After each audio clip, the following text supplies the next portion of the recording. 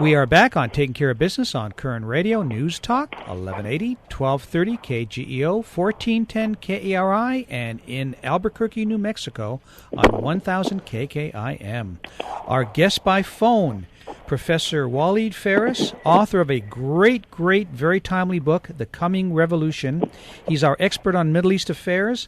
And if Mitt Romney would have been president, he probably would be in a Mitt Romney administration, unfortunately. No, it's interesting, Marty, that Alan Keyes was talking about a revolution just in the last segment. Yes, totally different. And we're getting a little bit of feedback on the phone because Dr. Phares is calling us. He was gracious enough to call us from Congress after you were just finished talking to a subcommittee there in Congress, Dr. Phares? Actually, I have been briefing members of Congress in closed meetings. I'm going to go back to do that precisely about our subject, that is the Middle East, Egypt, and Syria as well. Ah, okay, very, very timely. Well, one thing about the administration, they're looking at reviewing the aid to Egypt, but I guess the planes, the F-16s that they ordered, are still coming. They're still going to Egypt. Do you think that's a good idea? I think that we need to confirm one thing, which is the principle of sending aid to countries that are actively working with us as allies against terrorism for stability. So just aid with no goal, just to keep peace, I think that era is over. Now we need to sit down with the Egyptians for next year, with the army, with the next elected government, and talk about two things. Number one, how can we continue to equip and help the Egyptian army? We need it as long as there are threats in the region, not just in Egypt, but Iran is a threat, the Sudanese regime is a threat. There are real serious matters we could do together. Al-Qaeda is a threat, and will be more even in Libya, in Libya and in the Sahel. That's one thing. Then my suggestion, to divert some of that aid to civil society, to NGOs, to people who have been behind this huge demonstration for democracy and against the Brotherhood. We need to divert some of that aid to these organizations. What about Syria? What's taking place there? Syria is the impossible situation at this point in time, and it's quite an impossible situation because we have been late, as in Libya and as in other places, but in Syria more so. Remember, in 2011, we, in the United States and our allies, were still in Iraq. We had hundreds of kilometers with the Syrian regime. It was completely isolated. The demonstrations then, if we recall, the first 6, 7, 8 months, were made of civilians. There was civil society rising. Then, because we were late, because we had no plan for Syria, we withdrew by December. Iran linked up with the Assad regime through Iraq. If you look at the map, it's very easy. Hezbollah came to Syria. And worse of all of that, Al-Qaeda penetrated the Syrian opposition. So now, wherever you look in Syria, I don't see that partner that we need to work with, either to remove Mr. Assad or to fight against Al-Qaeda. So we have to go back to square one. Identify secular pro-democracy groups, either civilians or resistance, work with them, and only then we can arm what we call the Syrian opposition.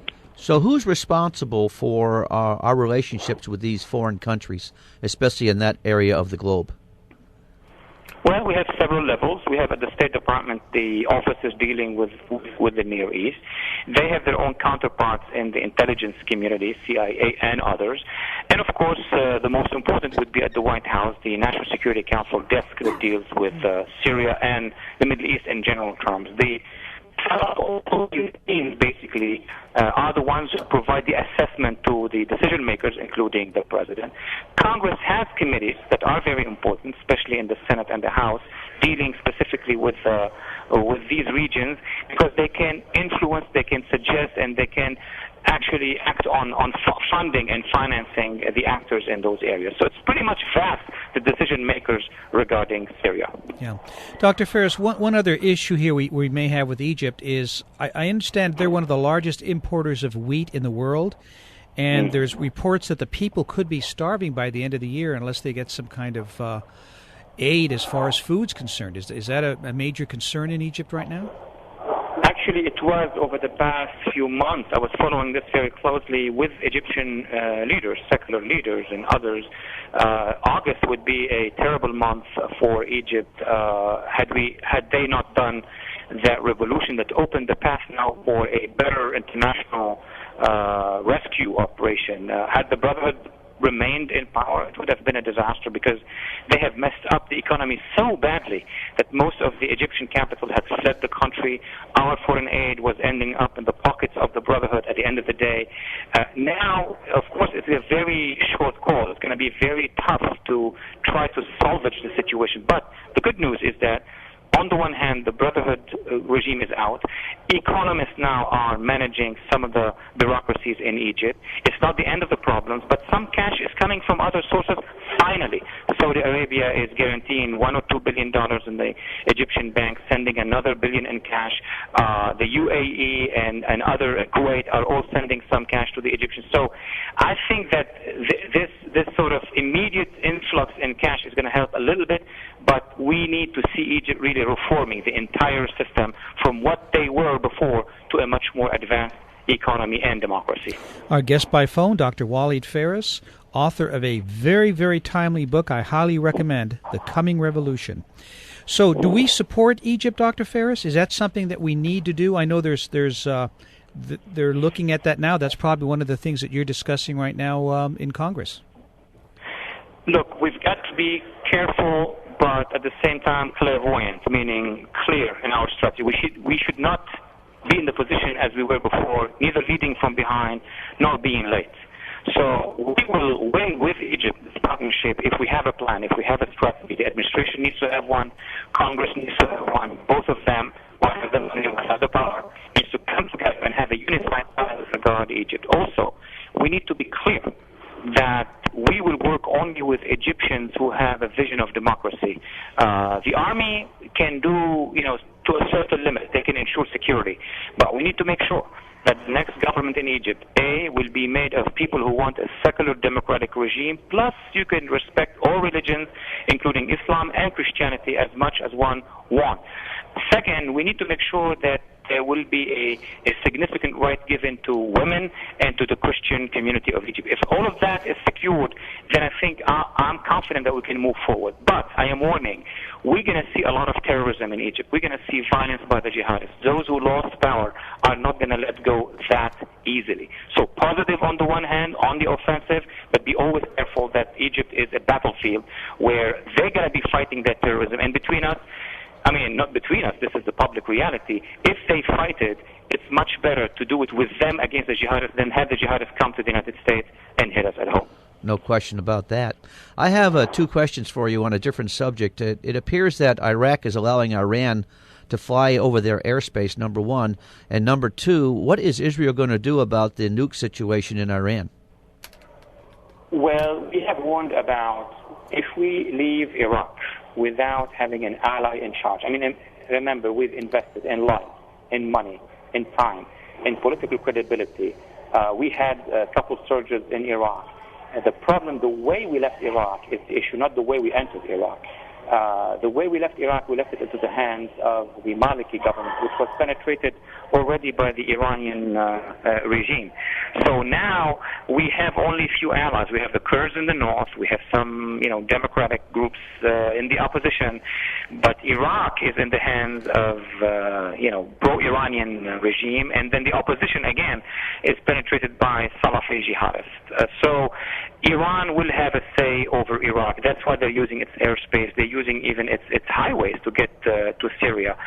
We need to change our policy with regard to Iraq. We need to put pressure on the government on the one hand, but sit down and work with partners on the ground. There are many members of the Iraqi parliament who do not like the Iranian influence. There are many civil society groups, and the Kurds are there. So we need a better engineering on Iraq at the end of the day. With regard to Israel and the nukes, that's the biggest question of all questions. Will the Israelis wait for the United States to be ready to do something about Iran, something serious about Iran? I don't think they will, at least on what constitutes a direct threat to Israel. And one has to understand that if the Iranian regime put a nuke on a long-range missile, this is casus belli for the Israelis. Meaning the Israelis will be threatened. They will act and then make the phone call. That we know. But to see the Israelis preempting vastly on the Iranians without that assurance that the Iranians are ready to hit Israel, I don't think that the Israelis will do it. Okay. So, but will this, what's just recently happened in Egypt, will that make Israel feel a little more secure?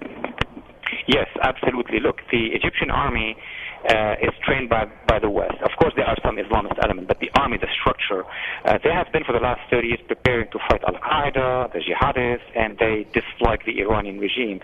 Remember when Mr. Morsi came to power, before and during his power, he allowed the Iranian Navy to cross the Suez Canal, something that never happened before. So now the Egyptian army, if we rebuild all these bridges very fast, and I insist on very fast, could become a serious ally of the United States. They're not going to be official allies of Israel. It's not going to happen in front of our eyes, but it's going to be a serious ally to block Iranian influence. And guess what? The Arabian states, the Gulf states, Saudi Arabia and UAE and others, will in this case back the Egyptian army against Iranian influence. So it would be a good news if we have a good engineering in Washington. So it all depends on how we react to the situation. I know the NBC News this morning said that the Arab nations are pouring in about $12 billion in aid to Egypt right now. Yes, so that's precisely what I was trying to break down. The bloc of Arab states are rushing, because for them it's a window. They were not happy with the Brotherhood. They were sandwiched, let me put it that way. The Arabian Peninsula was sandwiched between a mounting Brotherhood, guess what, who actually wanted to seize those kingdoms and monarchies. They wanted to seize them. The UAE told the world that they have disrupted a couple plots by the Brotherhood, on the one hand. And on the other hand, you have the Iranians pressuring. Now they are relieved. Of course they're going to send some cash to the biggest Arab country whose army has been trained by the United States. So we see all these elements, all these planets lining up. We really need to have a good architecture out of Washington to make sure Egypt's on the right track. The Arabian states are funding Egypt with us. We don't want to be the only ones funding it. And actually, my opinion, the Arabs should fund Egypt more than we do. The more they fund, the better it is for us. Fund. Dr. And Phares, that would create a good architecture. Dr. Phares, thank you so much for the time, and thank you for leaving that congressional hearing to talk with us. Thank you, sir. Thank you for having me. Take care now. We'll be back in 167 hours on Taking Care of Business on Koerner Radio News Talk 1180.